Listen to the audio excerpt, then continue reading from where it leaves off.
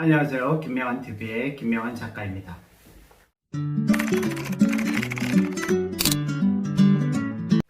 서양 근대 철학의 출발점이 된 철학자인 프랑스의 철학자 르네 데카르트는 자신의 유명한 저서인 방법 소설에서 독서에 대해서 이렇게 말한 적이 있습니다.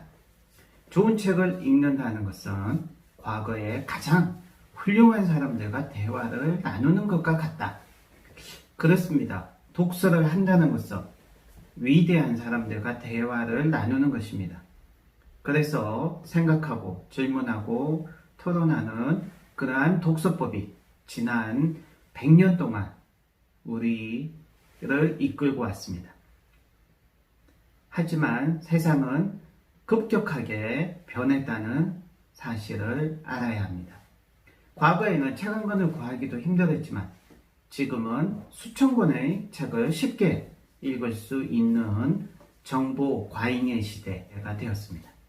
그렇다면 시대가 달라졌다면 그 시대에 걸맞는 독서의 기술도 달라져야 합니다.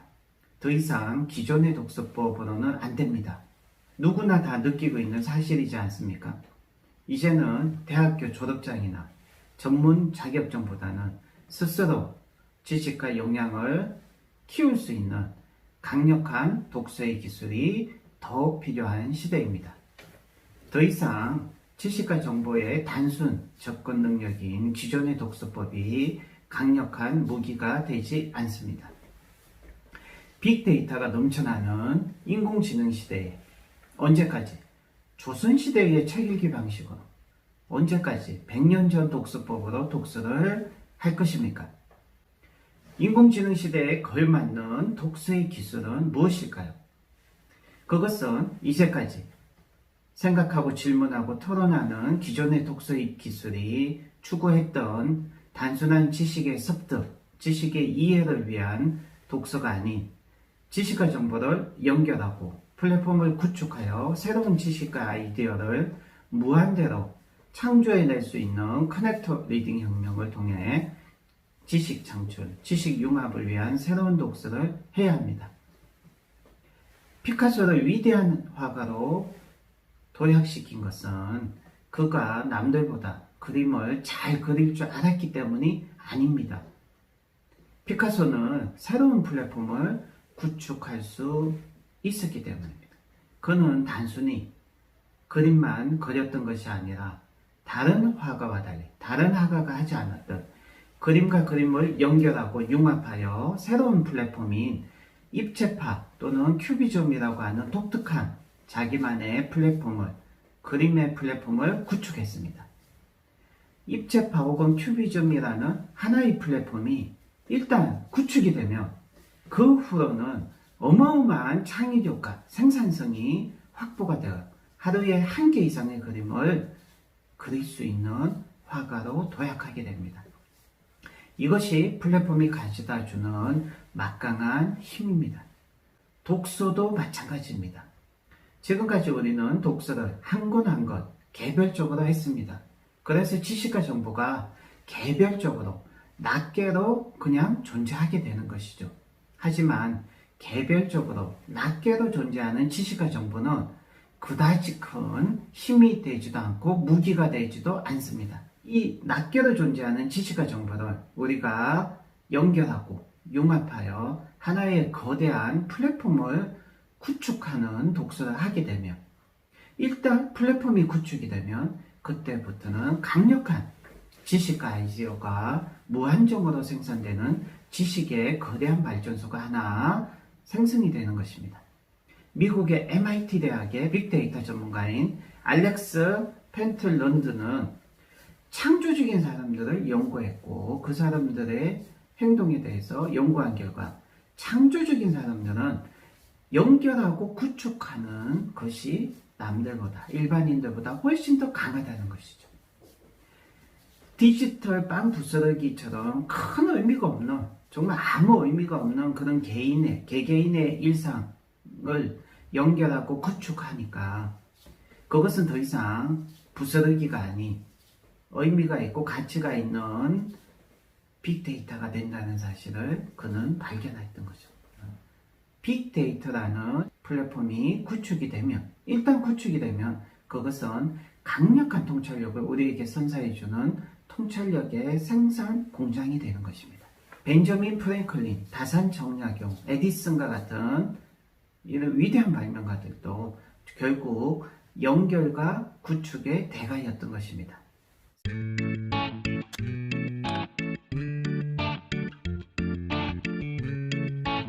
스리콤의 창립자, 또 이더넷의 창립자인 로버트 맥커프라는 사람은 전화망의 가치가 가입자 수의 증가에 따라 비선형적으로 기하급수적으로 증가하게 된다는 사실을 발견해낸 사람입니다. 세상에 전화기가 딱 하나밖에 없을 때, 또 그 전화기를 구입한 사람은 그 전화기를 절대 사용할 수가 없습니다. 세상에 전화기는 딱 하나밖에 없기 때문에. 그래서 그 활용도는, 가치는 제로입니다. 하지만 전화기가 비로소 한 대 더 생기는 순간 그 전화기의 활용도 가치는 1이 됩니다. 하지만 재미있는 사실은 전화기가 4대가 늘어나면 가치도 활용도도 똑같이 4가 되는 것이 아니라 6이 됩니다. 왜냐하면 6개의 연결이 가능하기 때문이죠. 전화기가 12대가 되면 가치가 12가 되는 것이 아니라 66이 됩니다. 왜? 66개의 연결이 가능하기 때문이죠. 전화기가 100대가 되면 그 가치는 4950이 되는 것이죠. 이렇게 기하급수적으로 늘어나는 이러한 법칙이 바로 블록 성장이라고 합니다. 또한 맥커퍼의 법칙, 그 사람의 이름을 따서 맥커퍼의 법칙이라고 합니다. 자, 이러한 법칙이 적용되는 것은 사실 모든 현실 세계에서 적용이 됩니다. 심지어 독서법에도 이러한 원리가 그대로 적용이 되고요. 위대한 독서를 통해서 인생을 바꾸고 인류를 이끈 위대한 독서의 대가들은 이러한 법칙을 적용했다는 사실을 플랫폼 독서법 책에는 이야기하고 있고요. 이러한 법칙이 적용되는 것 중에 하나는 바로 기업입니다. 기존의 전통적인 물건을 생산하고 물건을 팔아서 기업들이 성장하는데요. 새로운 이러한 맥커퍼의 법칙, 이런 블록 성장의 법칙을 적용한 기업들이 나왔습니다. 그것이 바로 애플, 구글, 페이스북, 우버와 같이 새로운 것들을 연결하고 구축해서 플랫폼이 형성이 되자 급성장하게 되는 회사들이죠. 자, 이들 회사들은 기존의 전통적인 기업들보다 성장률이 100배 빠른 게 아니라 몇 백 배 빨라지게 되는 것이죠. 자, 이들 회사는 연결과 구축을 통한 네트워크 효과를 제대로 발휘하고 있는 회사입니다. 그래서 역사상 유례가 없는 성장을 하고 있는 것이죠. 우버와 같은 회사들을 예를 들면 우버에서는 탑승객이 더 많은 운전자를 끌어들이고 운전자는 또다시 더 많은 탑승객을 끌어들입니다. 그래서 서로 영향을 주면서 플랫폼은 점점 더 성장하고 거대해지고 이전에 존재했던 전통적인 방식의 어떤 택시회사보다도 몇백 배, 몇천 배 더 강력한 택시회사가 순식간에 탄생하게 되었던 것이죠.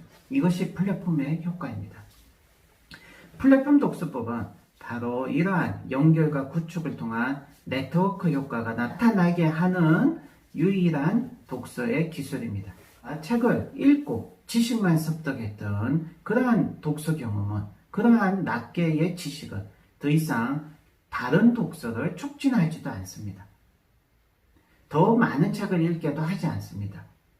낱개로 존재하기 때문이죠. 하지만 우리가 책을 읽으면서 연결하고 구축하고 그렇게 해서 거대한 플랫폼이 형성이 되면 그것은 더 다양하고 더 많은 독서를 끌어들이고 더 많은 책들은 또한 우리가 읽고 연결하고 구축해 놓은 플랫폼을 다시 끌어들입니다. 이런 상호작용을 통해 새로운 지식과 아이디어가 끊임없이 창출될 뿐만 아니라 더 방대한 양의 책을 순식간에 독파할 수 있게 해주는 독서의 기술인 셈입니다. 한 번에 10권 플랫폼 독서법, 인공지능 시대, 빅데이터 시대에 꼭 필요한 독서의 기술입니다. 명심하십시오. 여러분들도 독서로 인생을 바꿀 수 있습니다. 오늘은 여기까지입니다. 감사합니다. 김명환TV의 김명환 작가였습니다.